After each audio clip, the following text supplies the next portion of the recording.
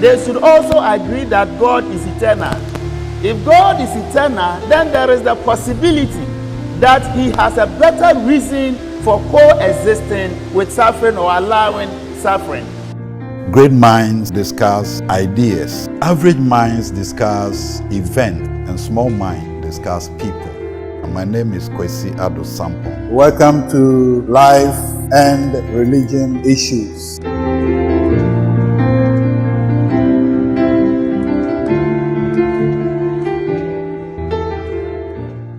Hi, I'm Sarah. Hit that subscribe button. That is what I can say. If you will help us put it in more consumable manner. All right, thank you so much, Emmanuel. So you have given us three reasons. Yes, please. You have given us the fact that God, in His wisdom, can live with, allow His goodness and suffering to coexist in His creation. Yes. You have also shown us that sometimes it's because He wants His knowledge to be revealed. Good. So suffering sometimes comes, or He allows it because He wants His knowledge to be revealed. Yes. Sometimes it happens because of sin. Yes. Actually, generally, that is it. Suffering came because of sin. Yes. But we cannot particularize it to a particular person. Yes. Because sometimes too, suffering is allowed by God so that He will manifest His glory. His glory. I believe that viewers are taking notes, and if you have any question, you are writing it down. But as I pleaded, I want to plead with you again. Make sure that you subscribe to the channel and make sure you hit the notification button so that when we come again, you will be notified and watch. And if you have any question, you can write it and send it. If you have any contrary opinion, you can write it and send it to us, and we will continue the discourse. Another point that I want to bring is that yes, a time is coming when God will take sin. A time is coming when God will take suffering away. But that time is not now. That time is when He comes to judge sin. Until that time, we're going to have to live with pain, with suffering, with anguish. But I like what you said, Emmanuel, that anything that happens to us, we should use the perspective. And what is perspective? Perspective is the point of view where you see things. We should use the perspective of eternity, the way God sees it, and not the perspective of man and emotion. A day is coming when sin will be taken out of the way. A day is coming when pain will be taken out of the way. Now, God has chosen to coexist with pain, with anguish, even though He can take it away. This is the way I see it. Yes. When they manufacture cars, the prototype, they take it and ride it on very rough terrain, the safari. And when they do that, that is when they are able to discover problems with the manufacture of the car. I know the brake is this, the part is too soft, this is that, this is that. And then they correct everything before they begin to do the mass production. The way I see it is that we are the prototype of the new kingdom. This kingdom that we live in has been marred, destroyed by sin. by evil. And God is preparing a new kingdom. And we all are the beginnings and the prototypes of the kingdom. And we are in this enemy terrain. We are in this rough safari that God is riding us through this rough safari. And He is correcting us. And God uses Satan to work on us, to correct us, so that the final analysis, we will be perfect when we enter the kingdom. Sure. Now, 1 foot of ours is in the kingdom. Exactly. Because Jesus inaugurated the kingdom. But 1 foot is also in the devil's terrain. So we are in transition. A day is coming when we will be taken away, when pain, sickness, sin will be totally eradicated. That day we will enter into the kingdom. So the kingdom that Jesus came and inaugurated, we are in the transitional period of that kingdom. When we enter into that kingdom, there will be no pain, there will be no suffering, there will be no sin. But for now, we are in the safari and we are being tempted left and right. And we are going through sometimes sickness, sometimes affliction, sometimes pain. And if we, through the persecution, through the temptation, through the pain, I think Paul said it somewhere in Acts 14, that through many persecutions, we shall enter into glory. And so that is, and so when you go through some problem, don't be too quick to give up. And don't say God has forsaken you. He is toughening you up. He is preparing you for eternal glory. On this side of eternity, there will be pain. There will be chaos. We don't even see the full glory of God. We see, like Paul said, like in a mirror. And the mirror that Paul talked about is not the mirror we have today, polished mirror. In those days, piece of glass, unpolished, so you don't see your face well. But when we see Him face to face, pain will be taken out, sin will be taken out, sickness will be taken out, anguish will be taken out. And that is when we can rest. That is when we can do the will of God in happiness and in joy. I don't know. That's very wonderful. That's supposed to be my 4th point. And so, Baba, you've done the Islamic view. They don't have a consistent, coherent answer to the problem of evil. If you go to the Eastern pantheistic worldview, that the Buddhists or the Hindus, they don't have a consistent, coherent response to this problem. But if you look at the Christian response, we have given you one: man's ultimate existence is not to enjoy momentary or happiness, rather the knowledge of God. The second point is given. The third point has also been given. And the final point has been given by Papa. But this is demonstrably, in reality, like he said, one of our feet is in the kingdom.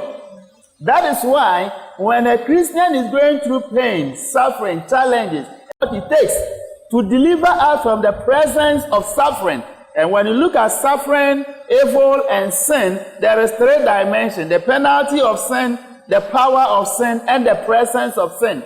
So the death of Christ, for instance, dealt with the penalty of sin. The Spirit of God in us is helping us to work against the power of sin. And one day, He will deliver us from the presence of sin. If you read 1 Corinthians 15, you will get it there. So for God to demonstrate and to prove to us that yes, He is the only one who has answer to deal with evil and suffering, when we go through some challenges or symptoms of suffering, He delivers us, just to assure us that one day He will deal with that. But if you are also an atheist, or if you are about to become an atheist, or you are an agnostic or a skeptic, who want to base on the reality of suffering to deny the existence of God, then you have a lot of challenges. Because if there is no evil, there is no good.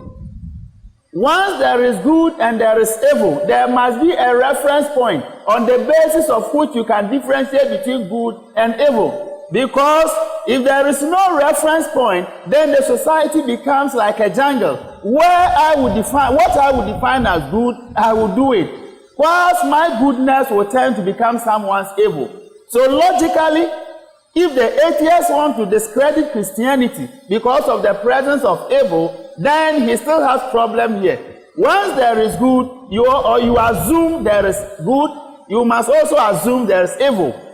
Once there is evil and there is good, there must be a reference point on the basis of which you can differentiate between good and evil. For example, Ghana, no one can charge you or send you to court without any legal basis. Once there is a constitution, there is law, there are bills there. On the basis of those laws, we can charge you for either murder, manslaughter, or whatever. So the reference point is important. So once you assume good and evil, you move to reference point logically.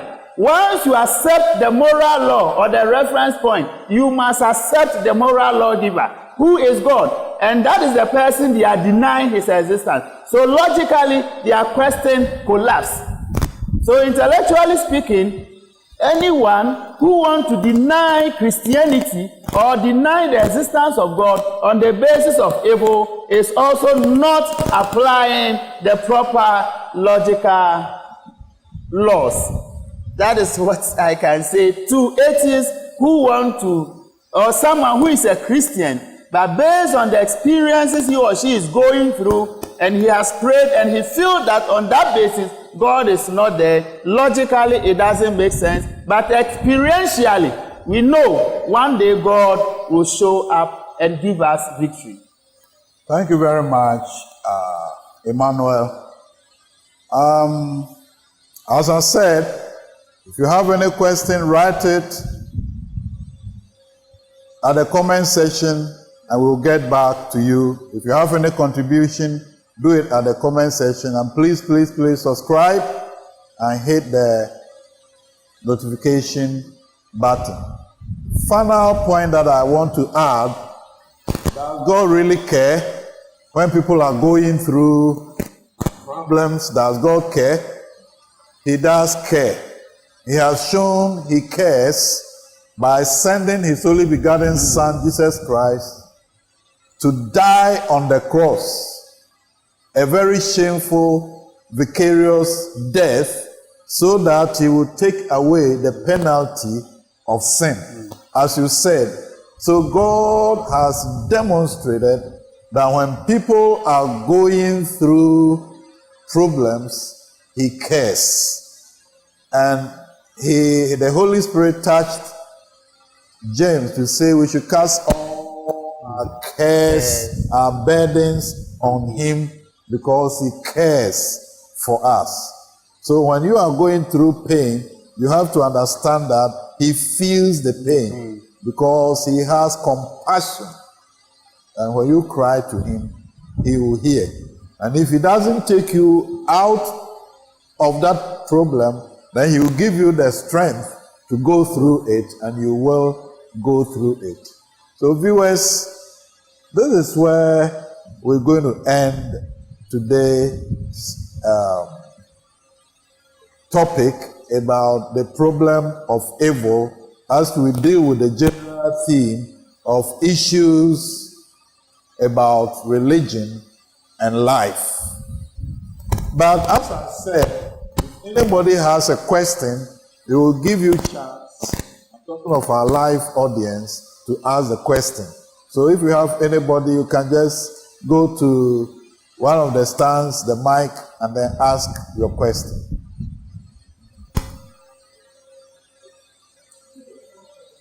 So, Papa, whilst we wait for the audience to bring their question, I want to support 100% your last point, that yes, Jesus Christ has also gone through, and even more than what someone might be going through. That is why in the book of Hebrews we are told that For we do not have a high priest who cannot sympathize with our weakness, because he's been there. When his friend Lazarus died, he shed tears. If you talk about humiliation, if you talk about backbiting, if you talk about any form rejection, anything that you and I can talk about today, Jesus Christ experienced even greater height. So Christianity, in my perspective, Papa, has the best answer to the problem of origin and the problem of sin and problem of evil and suffering. And to some extent, that even authenticates the Christianity. It gives more credence to Christianity, because in it we find meaning and purpose for why God allowed that. That is what I can say. Thank you. I saw somebody going over there to ask a question. So you can do that.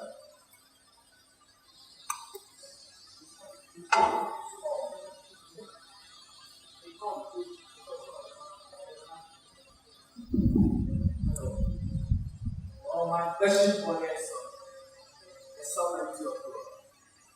Doesn't God, as a sovereign, has the ability to create people? What you were talking about safetyness and be fair, because and he as God, there's a purpose behind God creating. I'm not saying people, but there's a purpose behind God creating people. For instance, people punishment, you need to bring people online as a sovereign. I believe he likes to win his power to do whatever he wants. Because Jacob, Israel abandoned, and Jacob abandoned. He doesn't need to account to the created beings. Why he does everything. So trying to find the reasons for evil or trying to justify the existence of it, to me, is neither here nor there, because God is sovereign. He can do whatever he wants. Thank you. Thank you so much for your question. Okay. Let more questions come, then we'll put them together. Yes. Good evening. Okay, Pastor, when we were making the salvation, he said God uses Satan to rough us in the Sahara. Then why heaven and hell? Please take the question again. So, Pastor was making the salvation, and he said God uses Satan to rough us. So, if God uses Satan, why heaven and hell? Okay, thank you. You'll be answered. Any more questions?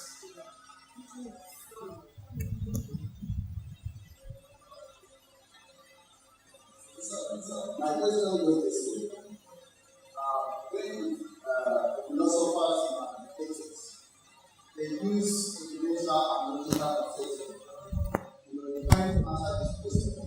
But for me, I do not really see any covenant of basically these people are already in existence when people have already come to earth. That's it, so they can't really make it so. I'm going to ask my question too. I believe how from the legal angle. Now, I'm looking at the fact that God himself asked Adam when he created man, he said, in this garden there's fruit of good and evil. Don't eat any fruit in this garden, but this particular fruit, don't eat it. Meaning that there's something bad about that particular fruit. Now, my question goes this way. Is it that God created Adam first on earth before Satan was driven from heaven to earth? Or was Satan driven from heaven to earth before God created Adam? Because the Bible never recorded when Satan was driven from heaven to earth before man's creation. So these are where I think the source will come from. And I remember that the Bible says that God put the inhabitants of the earth for Satan has been driven down to earth. So I want to know exactly whether Satan was driven down to earth before creation of man, or man was created before that action. But Thank you. You let me respond. Okay. Okay. So far, okay, you bring your question, then we will look at. Yeah. 2 parts. You have sub questions. Okay. My first question is, why does God allow people to suffer Oh, speak up. Why does God allow what? Why does God allow people to suffer eternally for a finite time? And then the second part, if we do not sin in heaven, how can we have free will?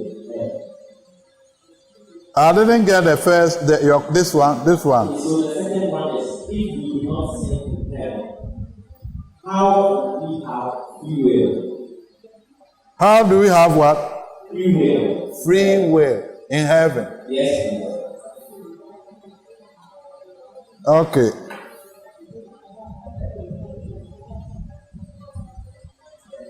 Okay, thank you all for asking the question, and if you stop talking, we'll try to answer. The first comment was that of the sovereignty of God. God is sovereign. He has the ability to create evil or good, and who is man to question him? So that is the first question. I believe that was the question he asked.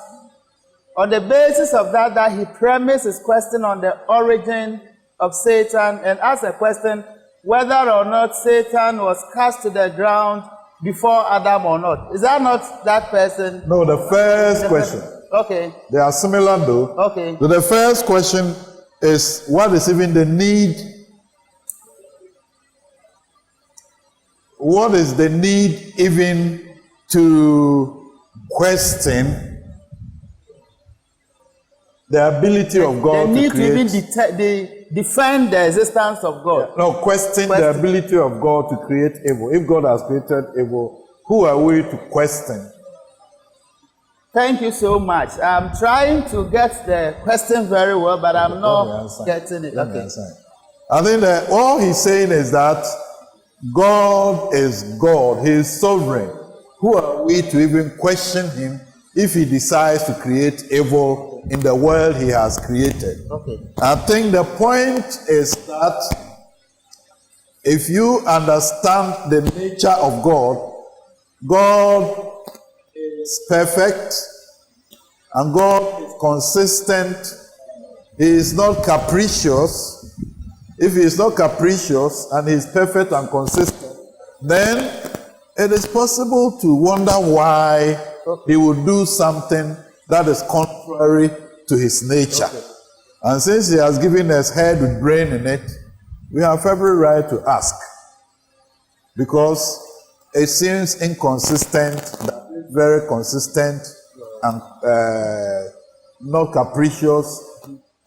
God will create something which is evil when he is holy.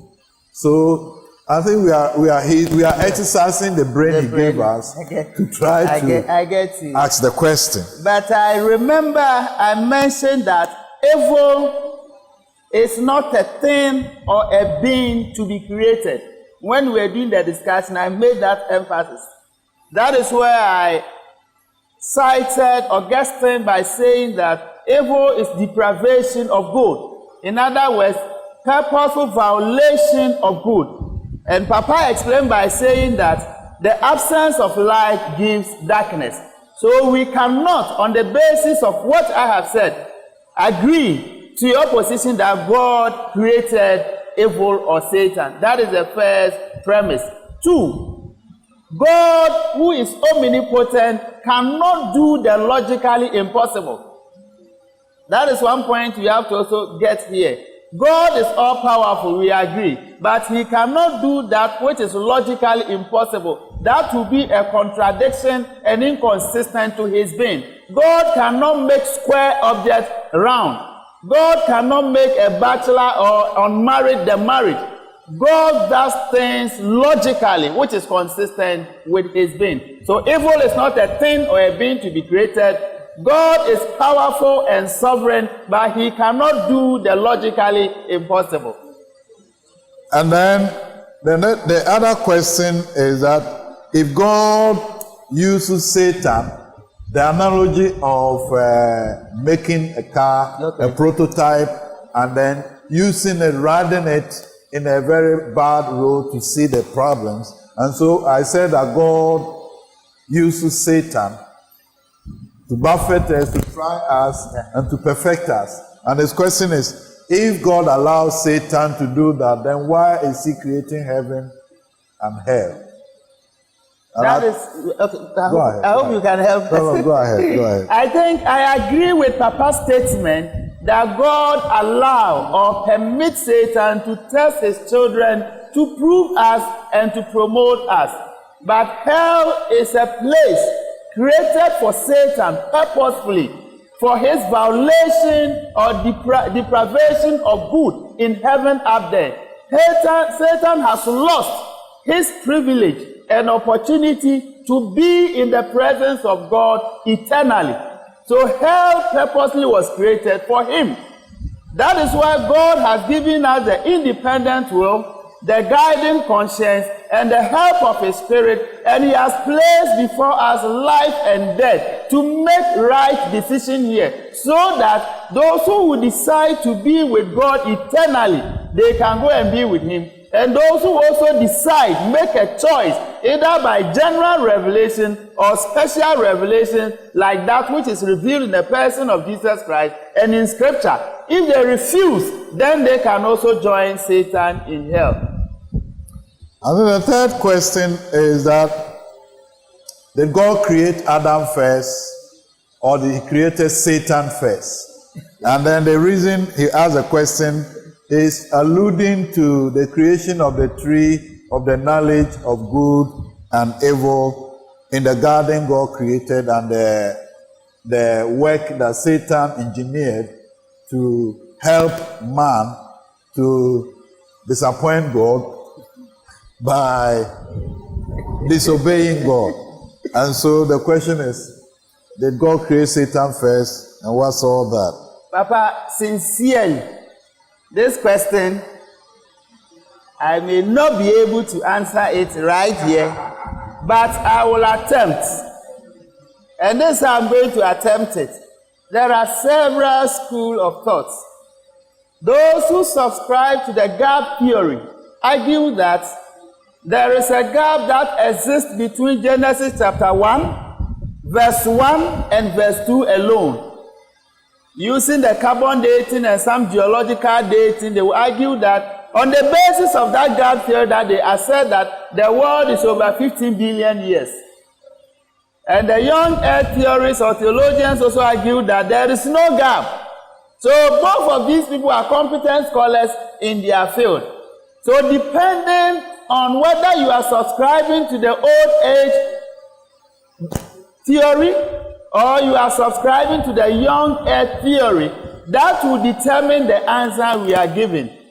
But like I said, I'm an apologist with the heart of a missionary. My concern primarily in doing this apologetic work is to discuss subjects that are of salvific nature. But I have not read in any Christian doctrine that if Satan came before Adam or Adam before Satan, that can determine someone's salvation. Or whether the earth is 15 billion years or 6,000 years, that can determine someone's salvation. And usually when we are also citing scriptural passages to support our case, we should be very mindful of the literal genre of the book we are reading. For example, when the Bible says that woe unto the inhabitants of the earth, it's not the Genesis account, it's Revelation, the book of Revelation. And when you are reading the apocalyptic literature and you are interpreting it, sometimes it is different from interpreting a historical data. So, like I said, I cannot answer the question whether or not Satan came before Adam or Adam before that. But I believe. Let me hazard that. Let me hazard to answer that. Papa will help us. I will answer that. And my answer is that in the garden, when God placed man in that beautiful garden and put 2 trees in the garden, were a lot of trees there, but mention is made of the tree of life. That means that God had created man with the possibility that man could live eternally. All Adam needed to do was to eat of the fruit of the tree of life to live forever. But Adam, in his own decision, volition, went and ate the other tree, the tree of the knowledge of good and evil. The tree was not the tree of evil. The tree of the knowledge of good and evil. The tree was not evil, but the evil was that Adam disobeyed the direct command of God because Eve was deceived by Satan. That means Satan was around. Yes. So Eve was deceived by Satan, but Adam willfully decided to also eat. So the tree was not poisonous, but sin came because Adam rebelled or disobeyed God's express command.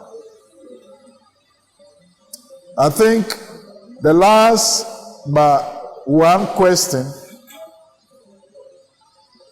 why does God allow eternal suffering for finite crime? The crime that people commit, according to him, is not eternal, but then God will let them suffer eternally. And the other, let me add because of time.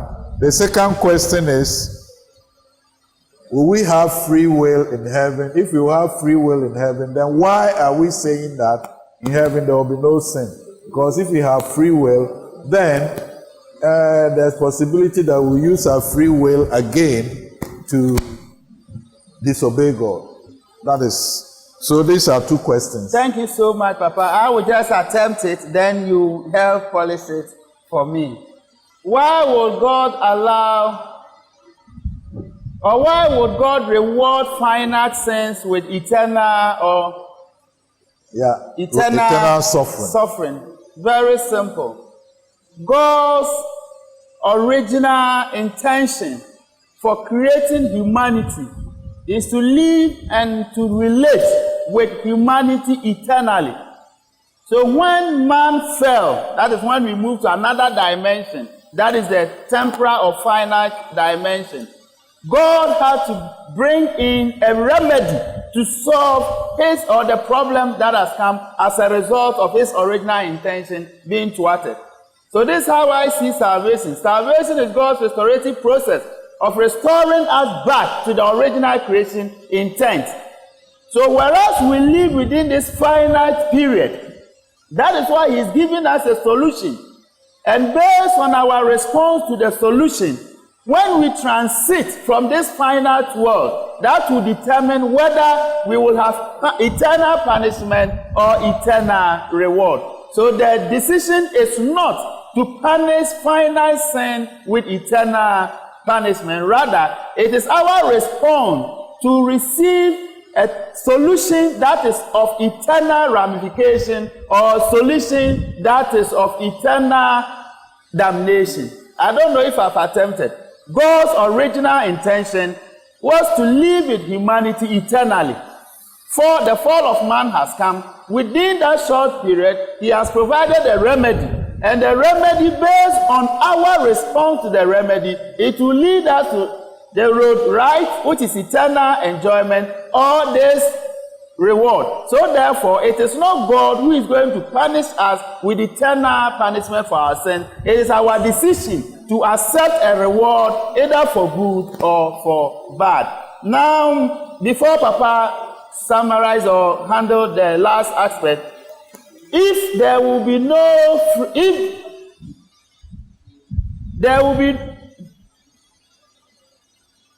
you are asking a question about heaven, whether if you cannot sin, then there will be no free will. Is that the question? Yeah, he's saying that would there be free will in heaven? If there will be free will in heaven, then there's a possibility that sin will happen again. So why do we say that God will take away sin and suffering and pain? Are we going to have free will in heaven? This is what Christian eschatology teaches us. The source, the power, the strength, and the presence of sin will be dealt with eternally. So the new world that we find ourselves, there is no room, there is no possibility, there is no option to even sin, but our free will is assured. That is why I told you have the penalty of sin, the power of sin, and the presence of sin. So the penalty of sin has been dealt with by the vicarious work of Christ. The power of sin is what we wrestle with day in, day out. But with the help of the Spirit of God, we are able to overcome it. Then 1 Corinthians 15, during the rapture, we shall be raptured from the presence of sin. So the presence of sin will not be with us in heaven, but our independent free will be with us in heaven. So there is no possibility at all to sin in heaven. In heaven, add to what my dear brother has said, in heaven, we are going to be transformed. Our lowly earthly nature, which we inherited from the original, the first man, Adam, will be taken away. And so we will not even have the power of temptation over us. So we will live a life consonant with the will of and the plan of God. That is why there will be no sin, even though we will still have our free will. So viewers, thank you very much for joining us, and thank you. I believe we have all learned something, and I believe next week we'll have another very interesting topic, and we shall come back and share. God richly bless you. Thank you. Bye-bye. Ciao. And thank you for a wonderful exposition. Hi, I'm Bryson. Hey, I'm Noah. Please subscribe now. Please subscribe now. They should also agree that God is eternal. If God is eternal, then there is the possibility that He has a better reason for coexisting with suffering or allowing suffering. Great minds discuss ideas. Average minds discuss events, and small minds discuss people. And my name is Kwesi Ado Sampo. Welcome to Life and Religion Issues.